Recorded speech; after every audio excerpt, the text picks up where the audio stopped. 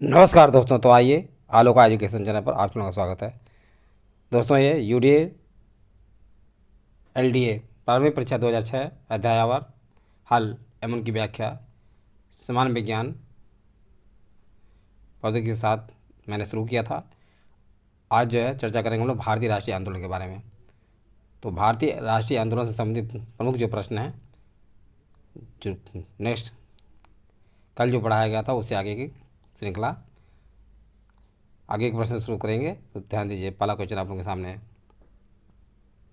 Question number 26 है दोस्तों। British Bharat की राजधानी का कलकत्ता से दिल्ली हस्तांतरण किसके काल में क्रियान्वित हुआ था? तो ब्रिटिश भारत की राजधानी का कलकत्ता से दिल्ली हस्तांतरण किसके काल में क्रियान्वित हुआ?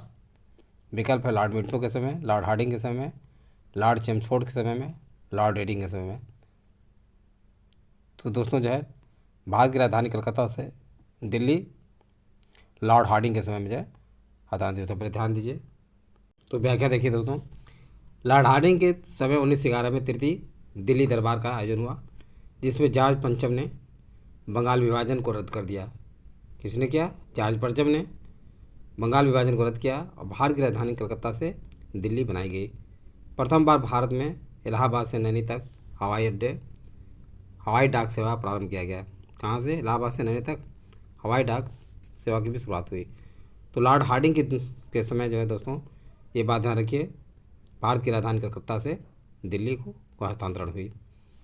कब हुई थी ये भी देखिए। लॉर्ड हार्डिंग के समय 1911 में तृतीय दिल्ली दरबार का आयोजन हुआ, जिसमें जॉर्ज पंचम ने बंगाल विभाजन को रद्द किया और भारत की राजधानी कलकत्ता से दिल्ली बनाई गई। नेक्स्ट क्वेश्चन है क्वेश्चन नंबर 27। किसके विरुद्ध विरोध प्रकाशन के अभिप्राय के रूप में रविन्द्रनाथ टैगोर ने अपनी नाइट की पदवी त्याग दी? विकल्प आप लोग समय बंगाल का विभाजन के समय, 1910 का प्रेस एक्ट के समय, जलियांवाला बाग हत्याकांड के समय, नमक कानून के समय। तो ये ध्यान रखिए दोस्तों, जलियांवाला बाग हत्याकांड के समय जो है रविन्द्रनाथ टैगोर ने अपनी नाइट की उपाधि को क्या कर दिया था? लौटा दिया था, वापस कर दिया था। व्याख्या देखिए। जलियांवाला बाग हत्याकांड एवं अन्य अत्याचारों की सर्वत्र भर्त्सना की गई थी, आलोचना की गई थी। ब्रिटिश शासन के प्रति घृणा की अग्नि लोगों के मन में प्रज्वलित हो उठी थी। उसी समय रविन्द्रनाथ टैगोर ने ब्रिटिश सरकार द्वारा प्रदान की गई जो नाइट हुड की उपाधि थी, अंग्रेजों को वापस कर दी थी। सर शंकर नायर ने गवर्नर जनरल की कार्यकारी परिषद से त्यागपत्र दिया था। शंकर नायर जो है क्या किए थे? शंकर नायर भी क्या किए? शंकर नायर ने गवर्नर जनरल के कार्यकारी परिषद से त्यागपत्र दे दिया।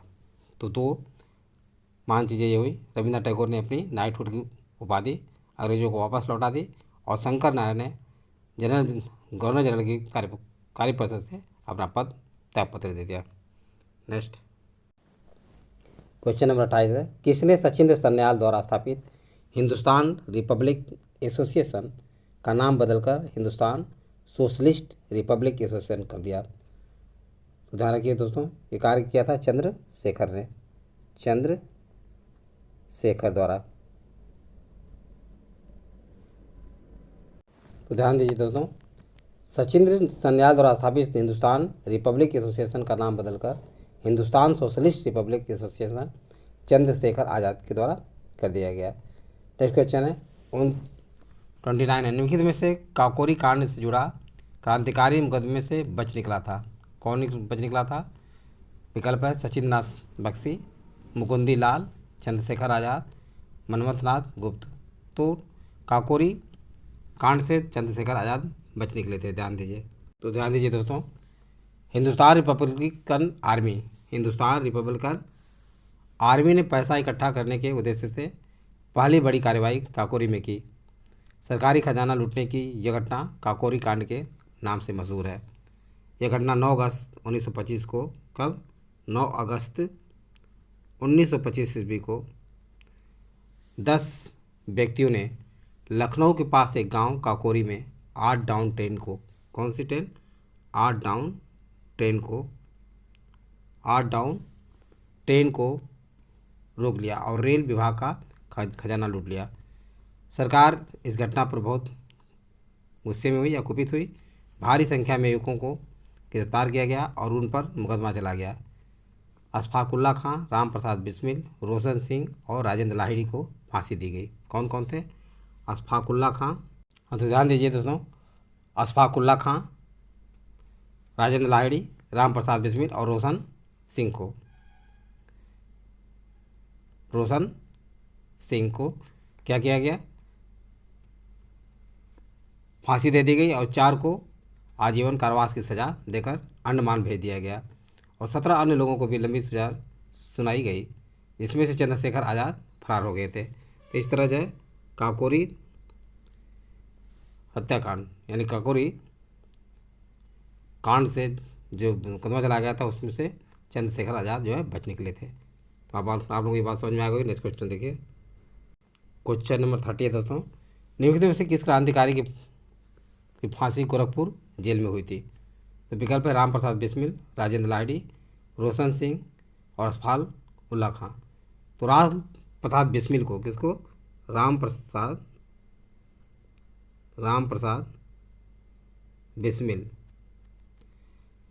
बिस्मिल को दोस्तों जो है वो क्रांतिकारी थे जिसने गोरखपुर जेल में फांसी दी गई थी। बेकायदे से राम प्रसाद बिस्मिल को गोरखपुर जेल में फांसी दी गई थी। राजेंद्र लाहिड़ी को गोंडा में, ध्यान रखिएगा, राजेंद्र लाहिड़ी को कहाँ पे? गोंडा में दी गई थी। राम प्रसाद बिस्मिल को गोरखपुर में, राजेंद्र लाहिड़ी को गोंडा में फांसी दी गई थी। वहीं रोशन सिंह को इलाहाबाद में, रोशन सिंह को कहाँ दी गई थी? रोशन सिंह को इलाहाबाद में फांसी दी गई थी।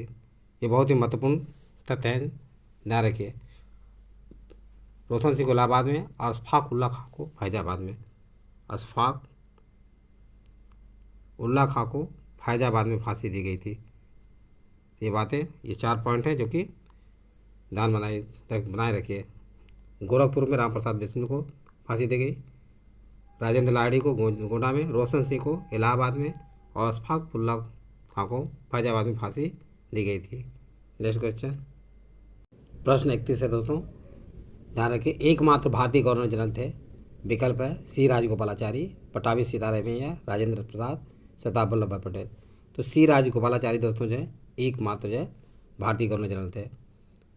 चंद्र सी राजगोपालाचारी का जन्म मद्रास के सलेम नामक स्थान पर हुआ था। कहाँ पे? सलेम नामक स्थान में एक ब्राह्मण परिवार के घर में 1879 ईस्वी में। कब हुआ था? 1879 ईस्वी में हुआ था। इन्हें आधुनिक भारत के चाणक्य उपनाम से भी संबोधित है। आधुनिक भारत के चाणक्य के नाम से भी इन्हें संबोधित किया जाता है। लॉर्ड माउंटबेटन के इंग्लैंड वापस जाने के बाद राजगोपालाचारी 1948 से 26 जनवरी 1950 ईस्वी तक भारत के अंतिम गवर्नर रहे। यानी 1948 से कब तक? 1950 ईस्वी तक, 26 जनवरी 1950 ईस्वी तक ये भारत के अंतिम गवर्नर जनरल रहे। कौन? सी राजगोपालाचारी। नेक्स्ट क्वेश्चन नंबर 32 है, नमक सत्याग्रह के समय गांधी जी के गिरफ्तार हो जाने के बाद आंदोलन के नेता के रूप में उनका स्थान किसने लिया? ये बात ध्यान रखें दोस्तों, ये बात चल रही है नमक सत्याग्रह के समय। नमक सत्याग्रह के समय गांधी जी की गिरफ्तार हो जाने के बाद आंदोलन के नेता के रूप में उनका स्थान किसने लिया? विकल्प है अब्बास तैयब जी, अबुल कलाम आज़ाद, जवाहरलाल नेहरू, वल्लभ भाई पटेल। तो अब्बास तैयब जी ने लिया था। कौन लिया था? अब्बास तैयब जी। नमक सत्याग्रह के समय गांधी जी के गिरफ्तार हो जाने के बाद उनकी जगह जो है अब्बास तैयब जी ने आंदोलन के नेता हुए। आंदोलन के नेता कौन हुए? अब्बास तैयब जी हुए। नेक्स्ट क्वेश्चन नंबर 33 है, उस भारतीय का क्या नाम था जिसने तीनों गोलमेज सम्मेलन में भाग लिया था? वह भारतीय जिसने तीनों गोलमेज सम्मेलन में भाग लिया था वो कौन थे? B.R. अम्बेडकर थे। B.R. अम्बेडकर दोस्तों जो है तीनों गोलमेज सम्मेलन में इन्होंने पार्टिसिपेट किया था। नेक्स्ट क्वेश्चन नंबर 34 है, कौन सी योजना भारतीय स्वतंत्रता का आधार बनी? तो विकल्प है दोस्तों क्रिप्स योजना, बेवेल योजना, माउंटबेटन योजना, इनमें से कोई नहीं। तो माउंटबेटन योजना दोस्तों जो ध्यान रखिएगा कि भारतीय स्वतंत्रता का आधार बने। भारतीय स्वतंत्रता का आधार 3 जून 1947 की माउंटबेटन योजना। कौन? 3 जून 1947 की माउंटबेटन योजना बनी। बेबिल के स्थान पर लॉर्ड लुई माउंटबेटन को भारत का वायसराय नियुक्त करने की घोषणा के तुरंत पश्चात माउंटबेटन भारत पहुंचे। नए वायसराय ने अतिशीघ्र से यह घोषणा कर दी कि वह कुछ ही समय में भारतीयों को सत्ता सौंप देंगे। 3 जून को की योजना को सभी दलों ने स्वीकार किया। यानी क्या किया? 3 जून की योजना को सभी दलों ने किया इसे स्वीकार किया। डुरंड लाइन किसके साथ भारत की सीमा निर्धारित करता है? तो डुरंड लाइन जो है अफगानिस्तान के साथ। डुरंड लाइन किसके साथ जो है भारत की सीमा निर्धारित करता है? तो अफगानिस्तान के साथ। अब ये दोस्तों जो है पाकिस्तान के साथ है। भारत से बहुत कम ही सीमा लगी, जो कि पाकिस्तान ऑक्युपाइड क्षेत्र में वो सीमा स्थित है। नेक्स्ट 36वां प्रश्न दोस्तों जो है भारतीय राज्य व्यवस्था से आधारित है। तो भारतीय राज्य व्यवस्था के बारे में अभी 36वां प्रश्न कौन सा है? संविधान सभा द्वारा भारतीय संविधान को स्वीकृत किया गया। संविधान सभा द्वारा भारतीय संविधान को स्वीकृत किया गया था 15 अगस्त 1947 को, 30 जून 1948 को, 26 नवंबर 1949 को, 26 जनवरी 1950 को। तो 26 नवंबर कब स्वीकृत किया गया था? 26 नवंबर 1949 ईस्वी को। 26 नवंबर 1949 को भारतीय संविधान को स्वीकृत किया गया था। संविधान सभा की बैठक तृतीय वाचन के लिए 14 नवंबर 1949 को हुई। तृतीय वाचन के लिए कब हुई? 14 नवंबर 1949 को हुई। यह वाचन 26 नवंबर 1949 को समाप्त हुआ। कब हुआ? 26 नवंबर 1949 को यह वाचन जो है समाप्त हुआ। इसी तारीख को संविधान पर सभा के सभापति के हस्ताक्षर हुए और उसे पारित घोषित कर दिया गया। तो ये बात समझ में आ गई। नेक्स्ट क्वेश्चन देखिए, 37 क्वेश्चन है। भारतीय संविधान का कौन सा भाग संविधान की आत्मा कहलाता है? विकल्प है मूल अधिकार, राज्य की नीति के निर्देशक तत्व, उद्देशिका, संवैधानिक उपचारों का अधिकार। तो ध्यान रखिए दोस्तों, जो संवैधानिक उपचारों का अधिकार जो है भारतीय संविधान की आत्मा कहलाता है। व्याख्या देखिए, अनुच्छेद 32, अनुच्छेद क्या है? 32 के अधीन कार्यवाही को भाग 3 में सम्मिलित मूल अधिकारों के प्रवर्तन के लिए संवैधानिक उपचार कहा जाता है। अनुच्छेद 32 तो संविधान के भवन की नींव का पत्थर है। इस अनुच्छेद पर टिप्पणी करते हुए डॉक्टर अंबेडकर ने संविधान सभा में कहा था, संवैधानिक उपचार संविधान की आत्मा है। किसने कहा था? डॉक्टर अंबेडकर ने। संवैधानिक क्या कहा था? डॉक्टर अंबेडकर ने संविधान सभा में कहा था, संवैधानिक उपचार संविधान की आत्मा है। नेक्स्ट क्वेश्चन है, क्वेश्चन नंबर 38। पंचायती राज की अनुशंसा किसने की थी? तो ध्यान रखिए दोस्तों, विकल्प है भारत सरकार अधिनियम 1935, कृषि मिशन 1942, भारत का स्वतंत्रता अधिनियम 1947, बलवंत राय मेहता कमेटी की रिपोर्ट 1957। तो बलवंत राय मेहता कमेटी की रिपोर्ट जो 1957 पंचायती राज की अनुशंसा की थी। सामुदायिक विकास कार्यक्रम के मूल्यांकन के लिए 1957 में बलवंत राय मेहता समिति का गठन किया गया।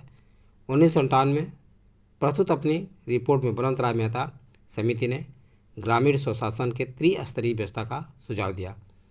बलवंत राय समिति द्वारा प्रस्तुत त्रिस्तरीय योजना में सबसे निचले स्तर पर ग्राम पंचायत, प्रखंड स्तर पर पंचायत समिति और जिला स्तर पर जिला परिषद के गठन का सुझाव दिया।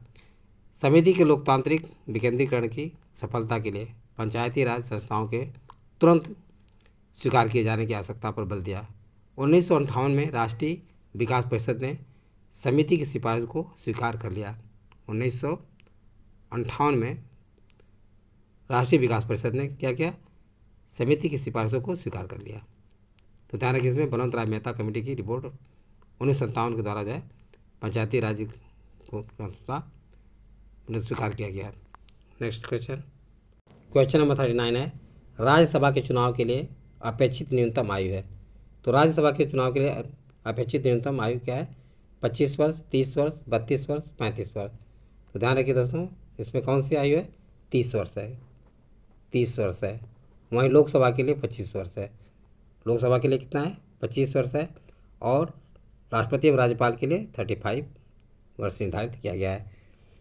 कोई भी व्यक्ति संसद के किसी स्थान को भरने के लिए चुने जाने के लिए अर्हित तभी होगा जब वो भारत का नागरिक हो वह राज्यसभा में स्थान के लिए कम से कम 30 वर्ष की आयु का और लोकसभा में स्थान के लिए कम से कम 25 वर्ष की आयु पूरा कर चुका हो। उसके पास ऐसी अन्य अर्हताएँ जो संसद द्वारा बनाई गई किसी विधि द्वारा या उसके अधीन इस निमित्त विहित की जाएँ। तो ध्यान रखिए जो है राज्यसभा के सदस्यों की आयु कितनी होती है? 30 वर्ष। राज्यसभा के चुनाव के लिए अपेक्षित न्यूनतम आयु 30 वर्ष है। वहीं लोकसभा के चुनाव के लिए अपेक्षित आयु 25 वर्ष है। राष्ट्रपति और राज्यपाल की आयु जो है कितनी? 35 वर्ष मानी जाती है। तो ये बातें समझ में आ गया। नेक्स्ट क्वेश्चन देखिए। 40वां प्रश्न दोस्तों, राष्ट्रपति मनोनीत कर सकता है राज्यसभा से 10 सदस्य, राज्यसभा से 2 सदस्य, राज्यसभा से 15 सदस्य, राज्यसभा से 12 सदस्य। तो राज्यसभा से 12 सदस्य जो है मनोनीत कर सकता है। राष्ट्रपति राज्यसभा से 12 सदस्य मनोनीत कर सकता है। राज्यसभा में 12 सदस्य राष्ट्रपति द्वारा ऐसे लोगों से मनोनीत किए जाएंगे जिन्हें साहित्य, विज्ञान, कला और सामाजिक सेवा के संबंध में विशेष ज्ञान, किसमें हो? साहित्य, विज्ञान, कला और सामाजिक सेवा के संबंध में विशेष ज्ञान या व्यवहारिक अनुभव हो। नेक्स्ट क्वेश्चन नंबर 41 है, वे विषय जिन पर केंद्र और राज्य सरकार ने दोनों कानून बना सकती हैं उल्लिखित हैं। विकल्प है संघ सूची में, राज्य सूची में, समर्थित सूची में, अवशिष्ट सूची में। तो केंद्र और राज्य सरकार दोनों में किसमें? समर्थित सूची में कानून बना सकती हैं, समर्थित सूची में। ध्यान रखिए दोस्तों, भारतीय संविधान की 7वीं अनुसूची, किसमें? 7वीं अनुसूची में 3 सूचियाँ हैं। कितनी हैं? 3 सूचियाँ हैं, संघ सूची, राज्य सूची और समर्थित सूची। जिसमें ये बात ध्यान रखिए, संघ सूची में 97 विषय शामिल हैं जिन पर संसद कानून बना सकती है। राज्य सूची में 66 विषय हैं जिन पर राज्य विधान मंडल कानून बना सकती है। समर्थित सूची में 47 विषय हैं जिन पर राज्य विधान मंडल तथा संसद दोनों कानून बना सकती है। तो ये बात समझ में आ गई। नेक्स्ट क्वेश्चन देखिए। क्वेश्चन नंबर 42 है, संविधान का 52वां संशोधन संबंधित है। कौन सा? 52वां संशोधन संबंधित है किससे? दल बदल से, आरक्षण से, निर्वाचन से, अल्पसंख्यकों के संरक्षण से। तो दल बदल से संबंधित, किससे? दल बदल से संबंधित है। ये बात ध्यान रखिए। संविधान की 10वीं अनुसूची, किसमें? 10वीं अनुसूची, संविधान की 10वीं अनुसूची दल बदल से संबंधित है। इस अनुसूची को 52वें संविधान संशोधन, कौन सा? 52वें संविधान संशोधन द्वारा 1985 में, कब? 1985 में शामिल किया गया। नेक्स्ट क्वेश्चन देखिए। नेक्स्ट क्वेश्चन है, वित्त विधेयक को प्रस्तुत करने के विषय में निम्नलिखित में से कौन सा कथन सही है? वित्त विधेयक को प्रस्तुत करने के विषय में निम्नलिखित में से कौन सा कथन सही है? क्वेश्चन नंबर 43 है, वित्त विधेयक को प्रस्तुत करने के विषय में निम्नलिखित में से कौन सा कथन सही है? वित्त विधेयक राज्यसभा में प्रस्तुत होता है, यह संसद के किसी भी सदन में प्रस्तुत किया जा सकता है, या लोकसभा में प्रस्तुत नहीं किया जा सकता है, या लोकसभा में प्रस्तुत किया जाता है। तो ये ध्यान रखिए दोस्तों, जो है वित्त विधेयक जो है प्रस्तुत करने के विषय में कौन सा कथन सही है? तो संसद के किसी भी सदन में प्रस्तुत क्या है? वित्त विधेयक लोकसभा में प्रस्तुत किया जाता है। किसमें? वित्त विधेयक दोस्तों जो है लोकसभा में प्रस्तुत किया जाता है, लोकसभा में प्रस्तुत किया जाता है। क्वेश्चन नंबर 44 है। क्वेश्चन नंबर 44 में, भारतीय संविधान में सन्निहित मूल अधिकारों की अवधारणा किस देश के संविधान से ग्रहण की गई है? फ्रांस से, ब्रिटेन से, संयुक्त राज्य अमेरिका और रूस से। तो भारतीय संविधान में सन्निहित मूल अधिकार जो कहाँ से लिए गए हैं? तो संयुक्त राज्य USA से, संयुक्त राज्य अमेरिका से लिए गए हैं। अमेरिका के संविधान से संघात्मक शासन प्रणाली, मूल अधिकार, स्वतंत्र और निष्पक्ष न्यायपालिका तथा न्यायिक पुनर्विलोकन का सिद्धांत, उपराष्ट्रपति का पद, संविधान की सुरक्षिता और राष्ट्रपति पर महाभियोग भारतीय संविधान में ग्रहण किया गया। एक बार पुनः ध्यान दीजिए दोस्तों, अमेरिका से क्या क्या लिया गया है? अमेरिका के संविधान से संघात्मक शासन प्रणाली, मूल अधिकार, स्वतंत्र एवं निष्पक्ष न्यायपालिका तथा न्यायिक पुनर्विलोकन का सिद्धांत अमेरिका से लिया गया है। वहीं उपराष्ट्रपति का पद, संविधान की सर्वोच्चता और राष्ट्रपति पर महाभियोग भारतीय संविधान में ग्रहण किया गया है। ये बात समझ में आ गई। नेक्स्ट क्वेश्चन देखिए। क्वेश्चन नंबर 45 है, लोकसभा में सदस्यों की जो अधिकतम संख्या निर्धारित की गई है वो क्या है? वह अधिकतम संख्या 540, 545, 550, 555। तो दोस्तों जो है 550 है। 2006 की परीक्षा के तहत जो है ये 550 है। वर्तमान समय में 543 पे जो है चुनाव हो रहे हैं। नेक्स्ट क्वेश्चन है सिक्किम एक नया राज्य बना। 46 क्वेश्चन है सिक्किम एक राज्य बना।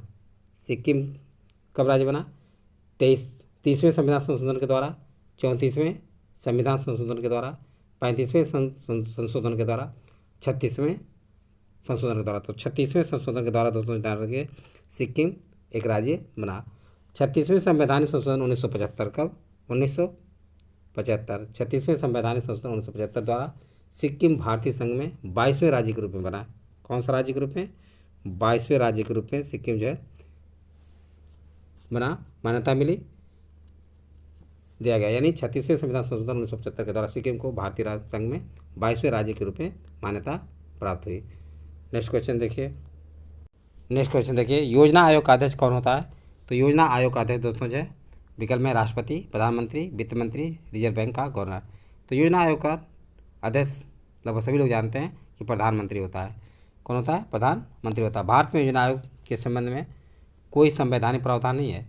योजना आयोग की स्थापना केंद्रीय विधानमंडल के उस संकल्प प्रस्ताव पर की गई थी जो मंत्रिमंडल द्वारा 15 मार्च 1950 को, कब? 15 मार्च 1950 ईस्वी को पारित किया गया था। केंद्रीय मंत्रिमंडल के प्रस्ताव पर कार्यकारी आदेश के अंतर्गत गठित योजना आयोग एक सशक्त परामर्शदात्री निकाय है। प्रधानमंत्री के योजना आयोग के पदेन अध्यक्ष होते हैं। प्रधानमंत्री क्या होते हैं? योजना आयोग के पदेन अध्यक्ष होते हैं। नेक्स्ट क्वेश्चन नंबर 48 है भारत में संसद की लोक लेखा समिति के अध्यक्ष की नियुक्ति की जाती है। किसकी? लोक लेखा समिति के अध्यक्ष की नियुक्ति की जाती है। भारत के राष्ट्रपति के द्वारा, भारत के प्रधानमंत्री के द्वारा, लोकसभा के अध्यक्ष के द्वारा, राज्यसभा के अध्यक्ष के द्वारा। तो ध्यान रखिए दोस्तों भारत में संसद की लोक लेखा समिति के अध्यक्ष की नियुक्ति कौन करता है? लोकसभा के अध्यक्ष के द्वारा की जाती है। लोकसभा के अध्यक्ष के द्वारा की जाती है। वहीं बात करते हैं नेक्स्ट क्वेश्चन 49 के विषय में। किस राज्य विधानसभा की सर्वाधिक सदस्य संख्या है? किस राज्य विधानसभा की सर्वाधिक सदस्य संख्या है? आंध्र प्रदेश की, पश्चिम बंगाल की, महाराष्ट्र की, तो उत्तर प्रदेश की। किसकी है? उत्तर प्रदेश की सर्वाधिक जो है विधानसभा की सर्वाधिक सदस्य संख्या है। उत्तर प्रदेश राज्य विधानसभा में सर्वाधिक कितने सदस्य हैं? 403 सदस्य हैं। कितने? 403 सदस्य हैं। आंध्र प्रदेश में 294 हैं। आंध्र प्रदेश में कितने हैं? 294 हैं विधानसभा सदस्य हैं। वहीं पश्चिम बंगाल में भी 294 विधानसभा सदस्य हैं। महाराष्ट्र में 288 हैं। महाराष्ट्र में कितने हैं? 288 हैं।